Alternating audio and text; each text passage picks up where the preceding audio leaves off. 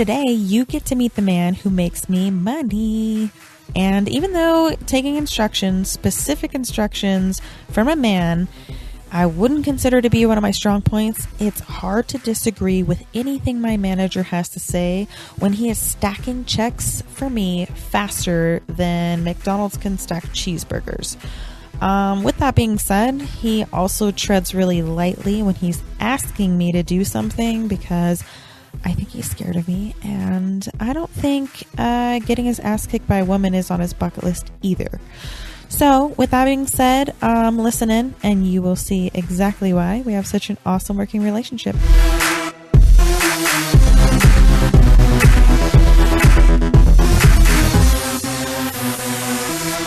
So, my next guest is one of my favorite people, but don't tell him I said that. He is one of the busiest people I know. I think literally is going 1,000 miles an hour every time we meet. Your head is always on a swivel. He's uber organized. Basically like my walking pocketbook. Until you get a few Budweisers in him, that is. Then he's definitely liable to lose wallets and trade jackets with people in the bathroom. And I think the main reason why I really love this guy, though, is that he makes me a lot of money. So without further ado, I'm going to introduce you guys to my manager, Josh Jones. I'm not sure how I should take that intro. I don't know if that was positive or negative. He makes me a lot of money. That's positive. But he gives away his wallet and he gives away his jacket. That might not be so positive. That's only with the magic concoction of, a few Budweisers. So that was last year, for the record. This is a new Josh. Well, we haven't gotten through this year yet, Josh. So we're just getting started. Yeah. So we are sitting in the Wynn in Josh's hotel room right now, which is very nice, by the way. And I really am enjoying the view. Thank you. Yeah, it's very good. It's nice. Appreciate y'all being here. Absolutely. Ready for the NASCAR banquets Friday night. Absolutely. Ready to make it happen. I know. Speaking of Kevin, man, one spot away from winning championships back to back. Yeah, that was. How is he dealing with it, by the way? He's good. He's a champion. He took it with a grain of salt and moved on and lost championship by one spot, but he's here, happy, ready to go for next year. We're 81 days away from the Daytona 500, so he's feeling good. Good. That's great. Well, Josh, you are the director and among many other things for what we do at KHI. And I'd like to thank you, obviously, for having me as one of your clients.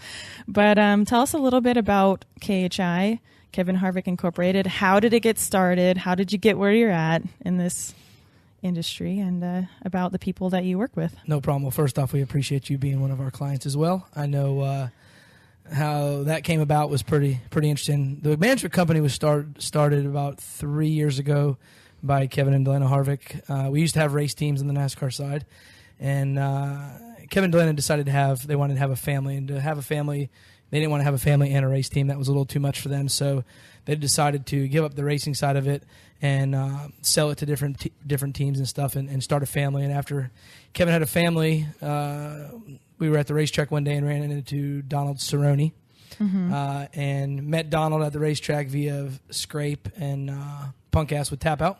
They made the introduction to us, became friends with Cowboy, and just started talking to him. And about a month or two after we started talking to Cowboy as friends, he reached out to Kevin and was like, "Hey, I'd love for you guys to do my stuff." And we kind of didn't know what his stuff was at the time. We were like, managing, not familiar. What is it? Not familiar with the whole UFC stuff. Did you follow the UFC at the time? Funny story. We had been to one. It was salute the troops or support the troops in Fayetteville, North Carolina at Fort Bragg in 2010, I think.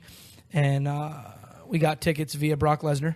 Okay. And we sat ringside, and we had never been to one. And we walk in and we sat down, and as soon as we sat down, the first guy got knocked out within 10 seconds of the fight starting, and we looked at each other, and Fred, our president of our company, looked at me, and he's like, "It's past my bedtime."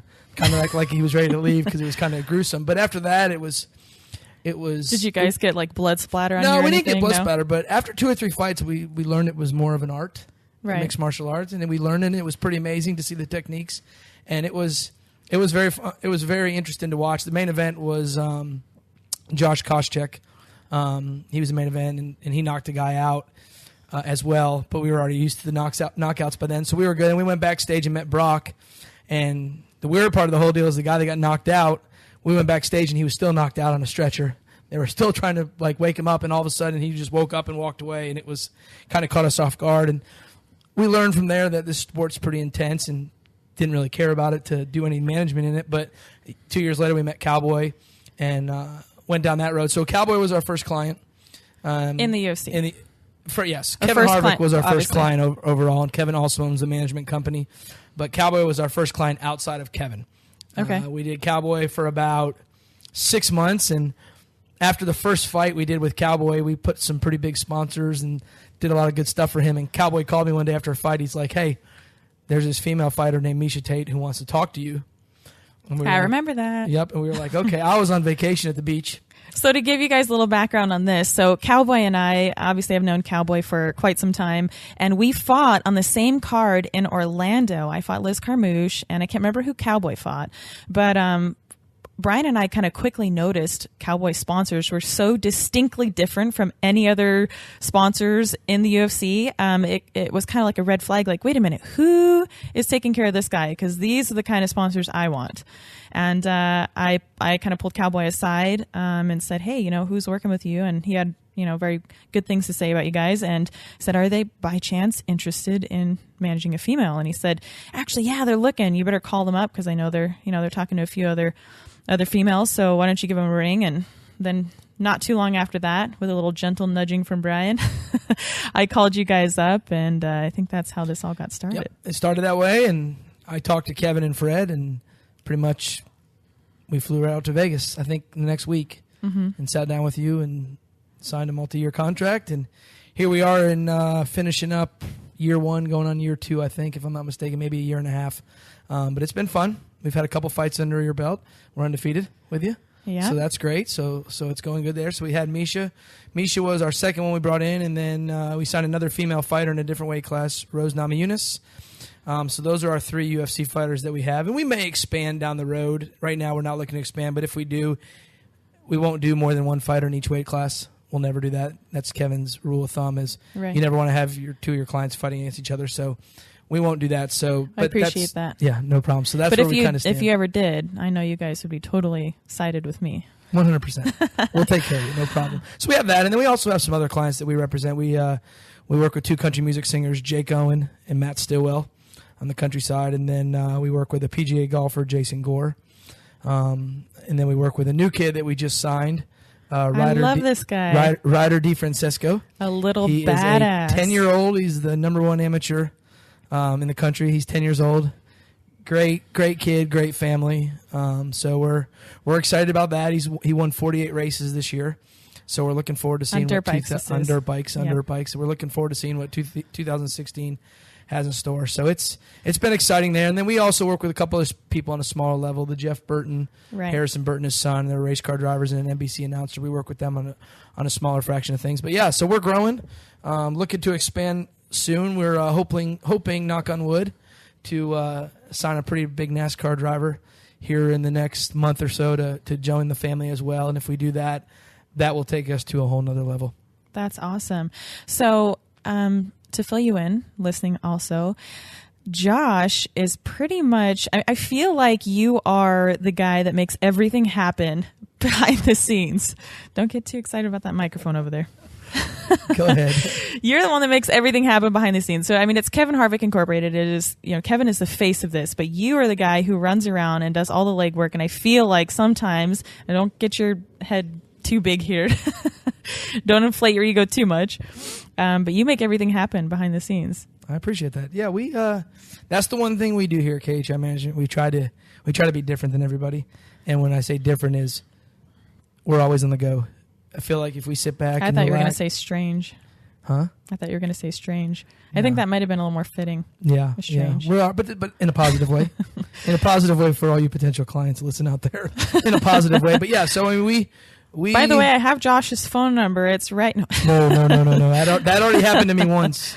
Dale Jr. and his little group over there posted my cell phone number one day on a social media thing they did, and my phone rang off the hook for like a week straight. So we're not doing that anymore. But yeah, so I mean, we're doing a lot of different things. We're doing a lot of unique things, a lot of different B2B opportunities with our sponsors and our clients.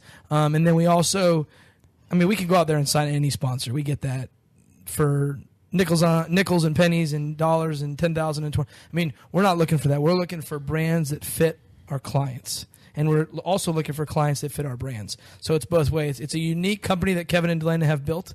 It's not for everybody.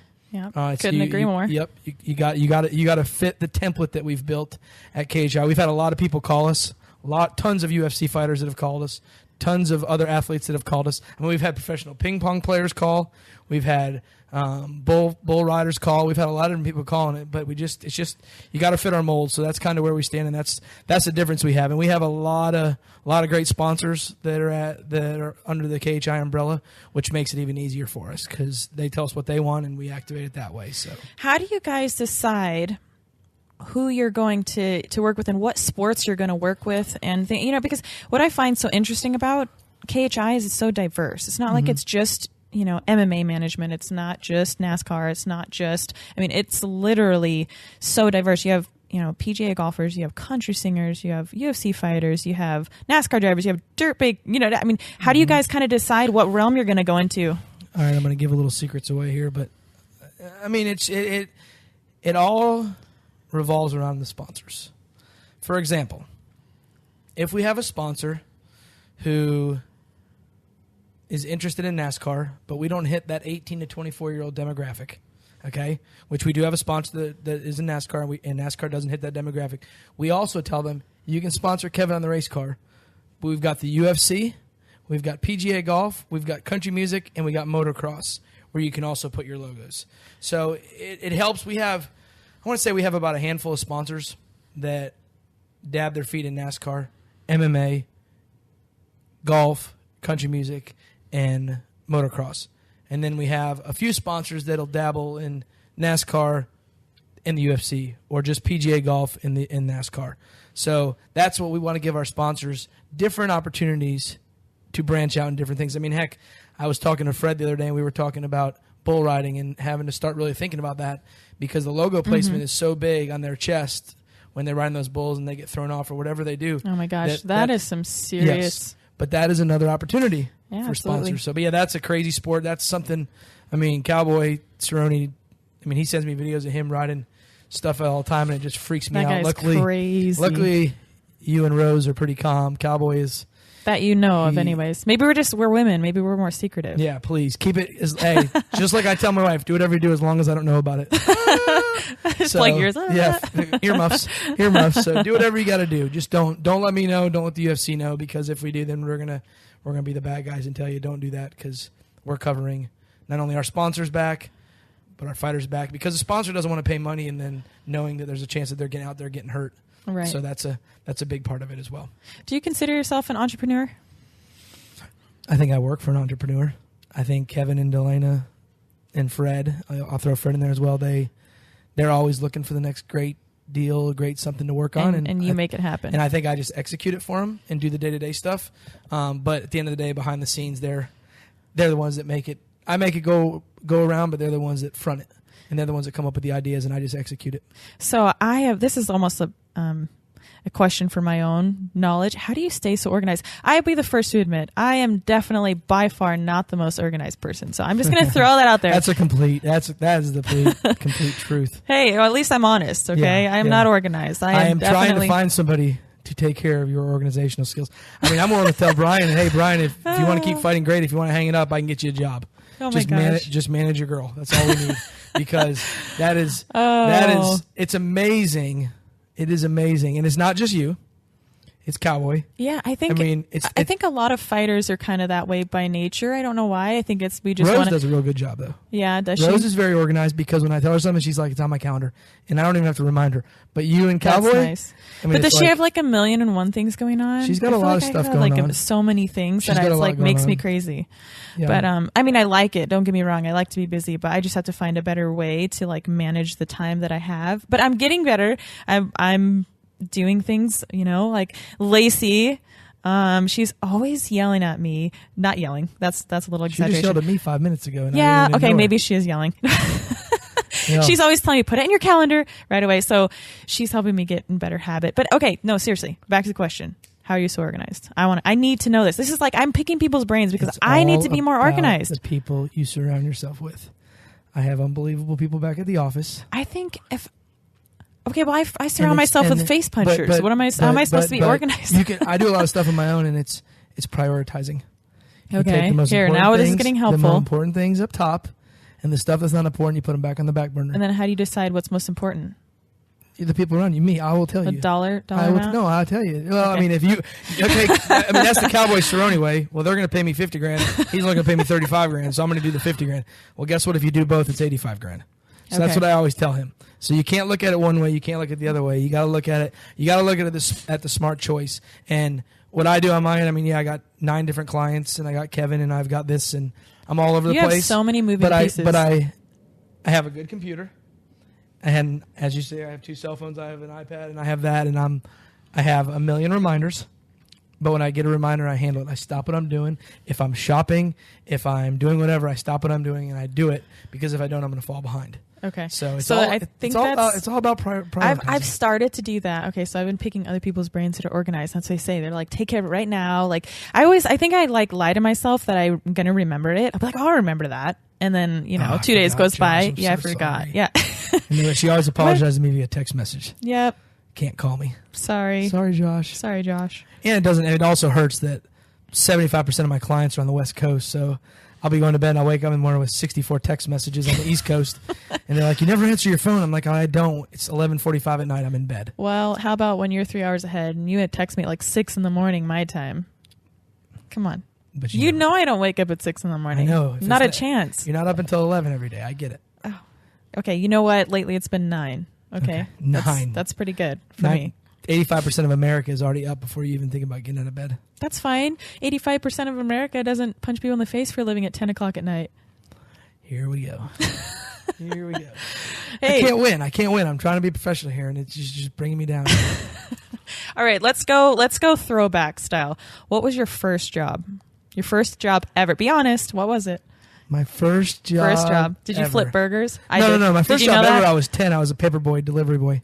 I was 10 years old. But that first real job where I would drive to, I would say I worked at Lone Star Steakhouse as a waiter for like a year. That's all I did. And then you thought, this isn't for me. This is ridiculous.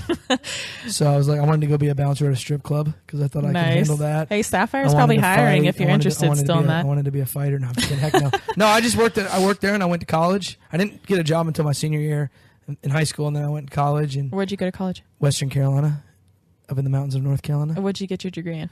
Sport marketing. Yep. And here you are. And then I got a marketing. Do you think that was vital to where you are today, or do you think you needed that? Yes, I do. So it was important. So I always wonder, I have kind of a different philosophy when it comes to college, and you might, maybe it would help me be a little more organized. But honestly, my output, my outlook on college is that it's a little bit overrated, honestly. You may disagree, but I think so many people, they're coming out of high school, so really just kind of kids getting started, and then they're expected to know what they're supposed to do for the rest of their life without really experiencing life, and they go for 4 years and maybe get a degree. Luckily for you, worked out, and your degree is something that you still do and love doing, I'm assuming. But they get a degree in something, and oftentimes it's not what they end up working in that field for anyways, because they discover they really were passionate about something else. Mm-hmm. And they start, way in the hole. They're trying to dig out of this financial hole. So it's... No, I'm with you. I always tell people always come to me and they ask for words of advice, young kids asking that are in high school and stuff, and I always tell them, if you have enough money for college, don't go to college. If you have enough money already to pay for college, don't go to college. There's no need to. Right. If you have money, don't go. If you don't have a lot of money and you want to go get a degree, because it's only going to help you. Because there's a lot of people that have a lot of money. Their family has a lot of money. No need to go to college. Well, what about those people that are going to take out massive loans and start in debt, and then that's another thing. Maybe you don't have money, so you have to take money. You have to borrow it. It happens all the time. Yeah. There's a lot of people I know that are paying off student loans that graduated 6 or 7 years ago. Mm-hmm. Or longer. Yeah, it's true. It's tough, but a degree is very important. in the world I live in. Right. I mean, luckily Fred is our lawyer, and he went to law school. I didn't go to law school, so I can't be a lawyer. I can't. Would you want to be? I think it would be cool. I mean, I don't think I'd go back to school and try it. I mean, a couple years ago, Fred mentioned it. There was a college down the road from where he's like, you should go take night classes and try to get your degree. I mean, I think it'd be cool. I got a lot of energy. I like to talk, people skills, all that kind of stuff. I feel like it'd be pretty cool to do and represent more bigger clients outside of the world we're in, baseball, football, stuff like that, where you have to the collective bargaining agreement, all that kind of stuff. But I mean, Seahawks. Seahawks. Go hey, Hawks.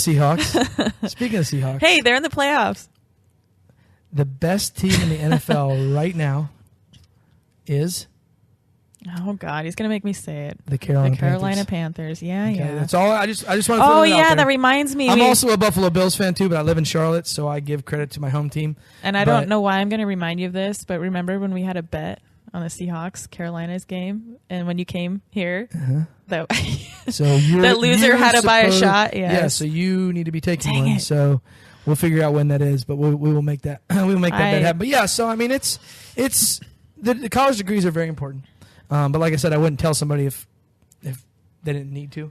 You could tell if it's. Do you think honestly you could be in the position you're in right now if you didn't have one? No. You don't think so? Nope, not at all. Okay. I graduated college. I had to do an internship in a sports marketing firm because it's all about who you know. You're not going to go right out of college and go make truth. So I worked for a company called Keystone Marketing out of North Carolina. They were a sports marketing firm, did that for a while. That's actually how I met Kevin.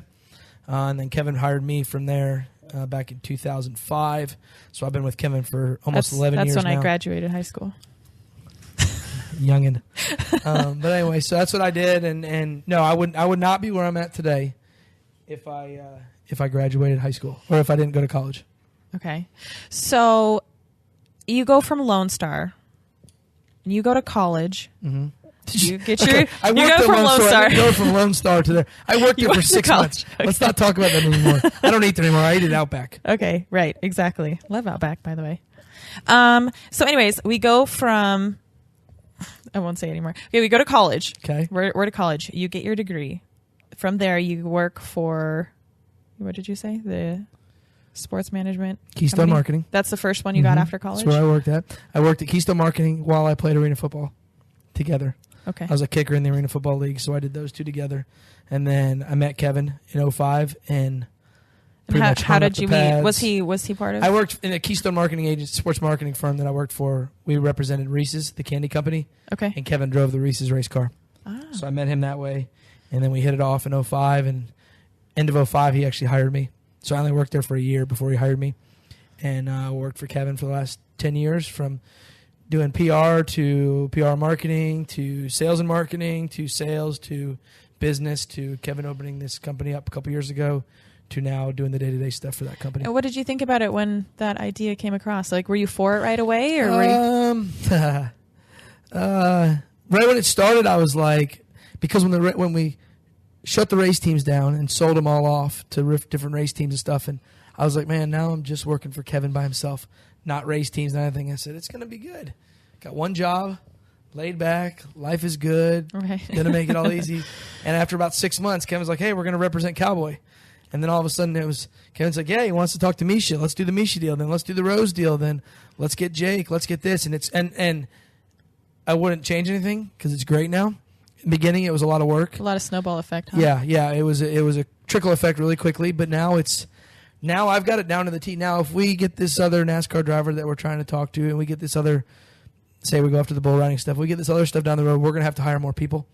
We've just hired a young lady named Kelly Lumsden. She's going to start this Monday. She will be over all of marketing. So she will handle the day-to-day sponsors for me, which is great. So right now I have to handle all that, but she's coming in with some great ideas, and she's going to take over that. So you'll get to meet her soon as well. Nice. But she's phenomenal at what she does. So we're looking forward to Monday when she comes in and starts. And how different is each sport or each, different kind of avenue that you work with? Obviously, NASCAR is different from UFC, and country singing's different from golf. So, is it kind of all the same formula that you find? No, they're all different. NASCAR is driven by sponsors. If we don't have sponsors, we don't race. Right. Okay? We wouldn't have sponsors if we didn't have race fans. So it's a trickle effect, Race fans buy those products. They cheer for them. Then you got the NASCAR drivers. I mean, that's the way I look at it. I mean, that's the thing. In the UFC, they cheer for the sport. Okay? Everybody has their favorite driver. Everybody has their favorite fighter. Everybody has their favorite golfer. Okay? In the sport we live in. Okay? Everybody has their favorite country music singer. So, but everybody loves to watch the sport. So, myself, I've become a fan of the UFC. I watch it. Doesn't matter if my clients are fighting or not. If there's a pay-per-view on, I'm probably going to sit at home, grab a beer, and watch it with my buddies. You know what I mean? That's kind of what we do. So I'm a fan of it. NASCAR racing, if there's a Truck Series race on or an Xfinity Series race on or a Sprint Cup Series, which is the big one, I watch all of them when I can because I'm a fan. Country music, even though we have Jake and Matt Stillwell, I'll go to a Zach Brown concert. I'll go to a Tim McGraw concert, Kenny Chesney. I'll go to concerts because I like country music. And golf.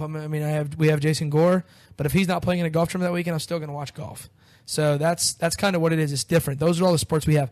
But if you take a baseball or a football or a basketball or sports like that, those sports are driven by the local fans. So if you're in Charlotte, you're cheering for the Panthers. I'm not really going to watch the Seahawks play the 49ers. I'm going to do other stuff because I really don't care about those teams. I like football, but I like it when the Buffalo Bills play or the Cowboys. So that's kind of in baseball. The Yankee fans are not going to watch the Minnesota Twins play the Kansas City Royals. True. You know what I mean? So that's kind of how it is. So that's why we enjoy it. We like the challenge of it, and we're always on our toes. The sports that we have, especially the UFC, I mean that stuff changes all the time. I mean we're rolling sponsors, and all of a sudden, just Reebok. See you later, sponsors. And we had sponsors under contracts. What do you do? Oh my gosh! So we had to revamp that. That was hectic. Yep. So I mean that's something we had to do there. NASCAR, we are the point leader all year long. We get to the championship race. I mean the whole chase was up and down, up and down. Kevin gets to the finals. Unfortunately, we lost by one spot. But I mean Kevin held his head up. We had our head up. I mean we had a kick-ass year. It was probably the best year we've ever had. So that was good. But it's all. Jake Owens got the #1 country song in the beginning of this year. Great. And wasn't he? What was it? The magazine that I brought to KHI banquet. Wasn't he like the top 30 most attractive, hottest person? Country music singers? Oh, he was sure to not let anyone not see that magazine. Oh yeah. He's on the cover. He's recently divorced, so he's single now. So he is enjoying life again. Good for him. Yeah, he was going through stuff with his ex-wife and all that, but that's all good, and he's back, and I'm looking forward to seeing him put out some new music. And the good thing about Jake is not only is he a great singer, but he's an unbelievable father. He's got a daughter, Pearl, and it's tough for those guys. I mean, they're on the road all the time, but he makes time to either jump on a plane and fly home to see Pearl or bring Pearl. So I give him major credit. I mean, we travel a lot in our sport. I mean, I'm NASCAR. Everybody's here for NASCAR for the banquet stuff, and it ends Friday night, and everybody's done. But not me. I'm coming right back to Vegas December 10th for Rose's fight. And then I go home for a few days, and we head right back to Orlando for Cowboys fight. And then I get a couple days home for Christmas, and then head out of the country on a little vacation in January. Nice. Where are you going? That's good. We are going down to St. Martin. So we're going to go down to an island. We're going to stay on a boat and all that kind of good stuff. Very fun. With Kevin. Awesome. Yeah, I'm just tagging along. So if you were to give someone advice to find success, to get where you're at, maybe someone has the same passion that you do, or maybe they have a passion in something else, what would your point of advice be for someone who's looking to follow their passion? People skills. I'm telling you. When we hire people at KHI Management and we look at stuff, it's all about their people skills. Can they talk? Can they carry on a conversation? Would they get along with our sponsors? I mean, you can find the best sales guy in the world, but if he has a bad attitude, we don't want him. If you find a great PR person, but they got drama. Right, which usually doesn't go hand in hand. I feel like those people kind of get weeded out anyways. When you get to the top, I mean, you're going to have both to when be you successful. go into an interview, it's all about how you carry yourself. It's not about that piece of paper. Resumes are fine. But the problem with resumes is people that make a lot of stuff up on resumes, and you don't know. You're going to really do all this research to find out if they really graduated with a 3.9 GPA. I mean, how are you going to do that? It was 10 years ago. But my point is, you can't really carry on that stuff. What I look at is how they carry themselves. What did they do when they walked in? Did they stand up and shake hands? Was it a firm handshake? Do they start telling jokes and they're sitting there? Are they laughing? Are they giggling? Or are they nervous? So that's stuff I like. So, I mean, when somebody's going to do an interview where they do stuff, be yourself. Be relaxed. I mean, look at me. I'm sitting here. I'm just telling you everything about myself. I'm good. But, I mean, I'm just saying, like, that's how you got to carry yourself. You got to carry a conversation. You got to do it. You can't be really shy. You got to open up. What about knocking people's doors down? I mean, are you one of those people that really is like, if you really want to go for something, I mean, you seem like a go-getter. I mean, obviously...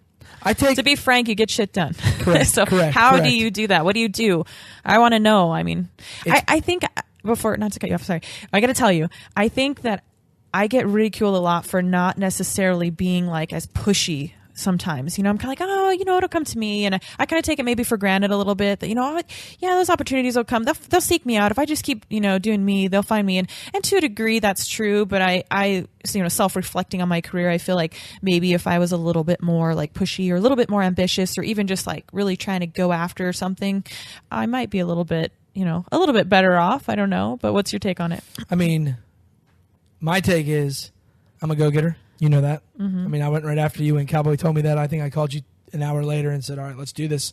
But, I mean, I like to pick up the phone and make cold calls. I'm not afraid to. There's a lot of people in this world in sales. It doesn't have to be in sports marketing, trying to find sponsorship or anything. It's just knocking down the door. I pick up the phone and I'll call a company and be like, hey, I represent Miesha Tate, Cowboys training with the UFC. Nope, not interested. Okay, thank you very much. Have a good day. Bye.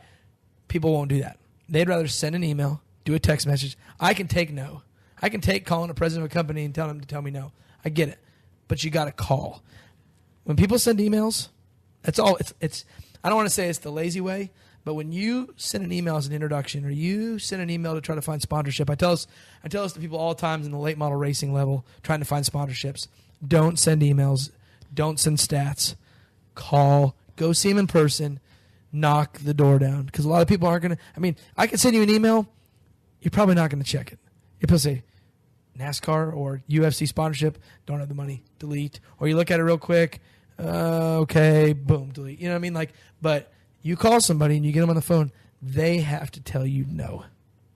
Okay? True. So make them tell you no. And it's hard for somebody.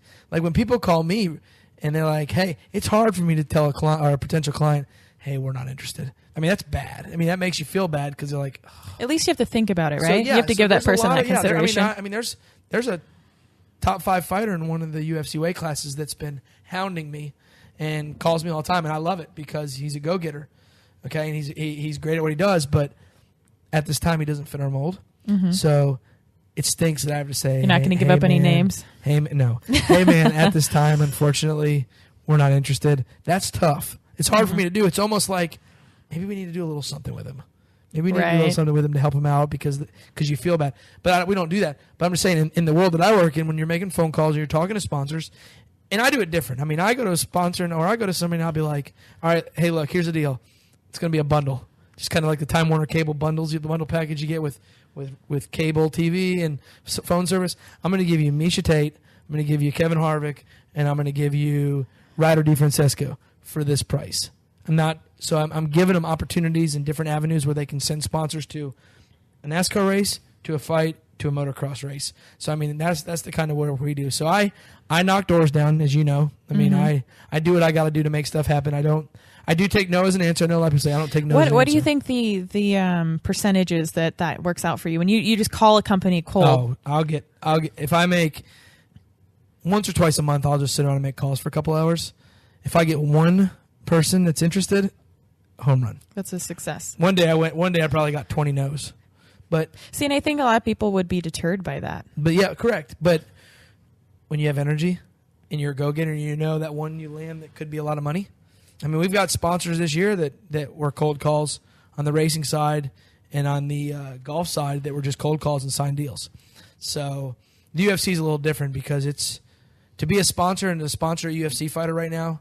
I mean, you gotta fit that demographic and that mold because, I mean, we do have some sponsors that call and say, "No, we're not interested in people beating each other up. That's not what we want to do." Or we have some saying, "Heck yeah, where do we sign?" So I mean, you get the good and you get the bad. But yeah, so I mean, it's all about going after it and making it happen. So your success rate of calls, you'd say?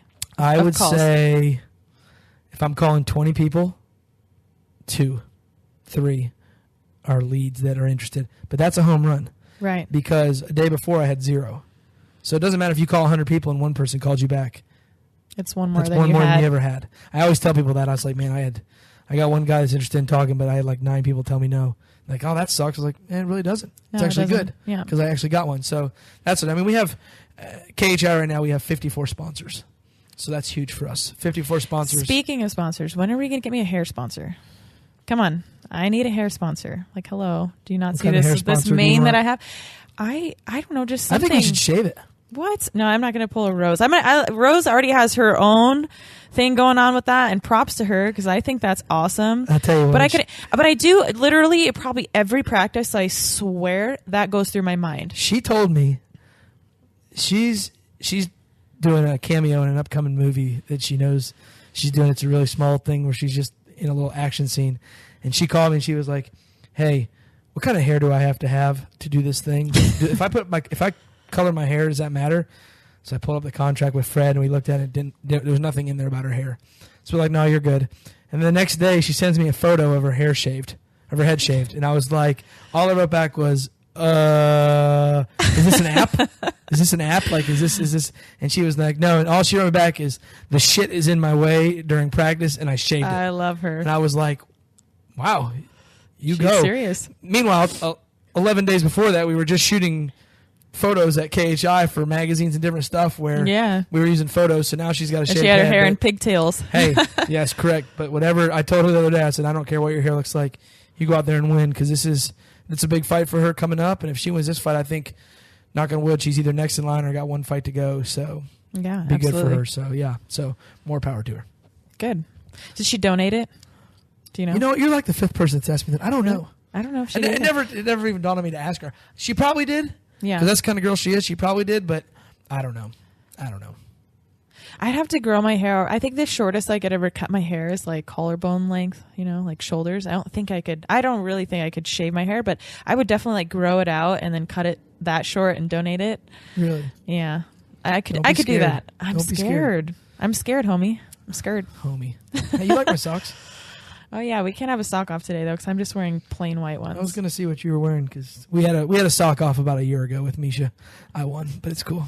You did not. We never actually tallied the votes. Retweets and favorites, and I beat you. Oh please. I was Sharks. I was cupcakes. Yep. So it is what it is. So isn't it a Awesome. beautiful night here? It really is. It's This gorgeous. This is a great view. We are on the see Treasure on the Island. 14th floor, overlooking the wind right now, looking at the See strip. the Rio and the strip and all the So- cars. The traffic is pretty gruesome out there. So It is. actually, well, speaking of which, I know you have got to run, Mr. Busy Bee. Yes, we have a dinner tonight we got to go to, so Yeah. that'll be good. Well, Well- I appreciate you having me on the show. Yeah, it was I fun. look forward to hearing more of these. I know I'm your second person. You had Jamie Little. I did. How good was she? She was amazing. Jamie Little Love her to death. Jamie Little is one of my favorites in NASCAR. Her and Shannon Spake are probably my 2 favorite female reporters when they were day to day on the ESPN stuff. And Jamie, the girl's got a video game. She's got a motocross video game. She calls motocross races. She calls NASCAR races. She does X Games stuff. She is everywhere. Yeah, she is, and she's awesome, and she's an animal lover. She has a huge heart, so Yep. she's like the kindest, sweetest thing. And I she's just a love proud her. owner of 2 Jimmy John's restaurants. Really, I did not know You that. didn't know She that? didn't tell me that in the Yes, podcast. her and her husband, they own 2 Jimmy John's franchisees here in Las Vegas. Really? Yep, and Jimmy John is Kevin's biggest sponsor on the NASCAR side. So She's going to come and watch one of my practices. She told me. is she? And we're going to go ride dirt bikes together. See, secretive. See, You just didn't know. I didn't hear that. Oh, shoot. I let the cat out of the bag. We ride dirt bikes after we retire, Miesha. So, which is going to be many years from now. Right. So, real quick, if you were to give 3 bullet point pieces of advice to someone who wants to be successful in whatever industry they are, what is it, Josh? Be organized. Oh, okay. I got some work to do. Oh, am I okay? All right, I'm going to put Miesha on the spot here. If we're gonna go that way, Miesha is not very organized. We're I'm trying to not. get her to be organized. Maybe I need a life coach or something. She is a very good fighter. Okay, and she's got great people skills, and she's great for our sponsors. Everybody loves her. But the only problem we have is when we schedule something and reminding her. to make sure she remembers to do it, because there's a lot of times. But I remind you to remind me. I mean, you text me like, "Hey, this Friday we're gonna have dinner at 7," and I text you right then. I say, "Okay, remind me." So. Oh, so you're turning it back on me. Of course, here we go. Now it's my fault again. But there are apps on your phone, and we're gonna get this. See, the problem is I've been trying to get her an iPhone. Speaking of which, I need a new one. I've been trying to get her an iPhone for a long time. Josh, I need a new phone. Okay, we'll get you a new. I just gave you a new phone.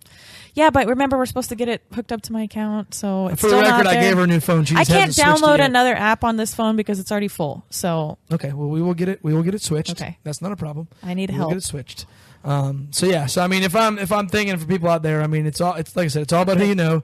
It's all about being organized. It's all about people skills, and I mean, it's all about showcasing your talents. Find a talent you're good at. Don't try to do everything. I mean, I'm not the greatest PR rep. I don't have the greatest writing skills. I don't do all that, but I feel like my sales skills tops a lot of it. So I take my sales skills and I work down from that. So find something you're good at. You're good at punching people in the face, so start with that, and then work your way down to the other stuff you want to get better at, your organizational skills and stuff like that. I mean, it's the same thing. Kevin is an unbelievable race car driver, okay? But that's not Kevin's best attribute. That's not his best thing he does. He's a dad, and he's probably the best dad I know. All right, we just saw him down in the... I hate to see that, but I look at him, and I almost want to be like him as a dad because he is so good at what he does. I travel a lot too, but he is. You saw him today downstairs. We just saw him downstairs. He was just FaceTiming his son in front of all kinds of race fans and all that. And he was like, "Who is that? This is Miss Miesha." And so I'm saying hi to Kevin's son. So he's a great dad. So I mean, he's a great dad, and then underneath that, he's a great race car driver. Okay, so that's what you have to find out what you're good at, and then build everything else around it, because that one thing you're good at can get you somewhere in life. Don't try to be a superstar in everything. Yeah, that's very good advice. I feel like it's better to be solid at one thing and give that, 100% of your focus until you make it, than trying to spread yourself thin, doing 10 different things. And so that's very good advice. I appreciate it. Thanks for being a part of the show. And I didn't terrorize you too much. No, I'm glad I flew 1,800 miles out of here for this. This is good. This is the reason I came out. I came out here for a couple of things, but this was the most important thing. I wanted to be on Miesha's show. Thank you, Josh. See you. Thanks. Bye. Okay, go make me some more money. Thanks.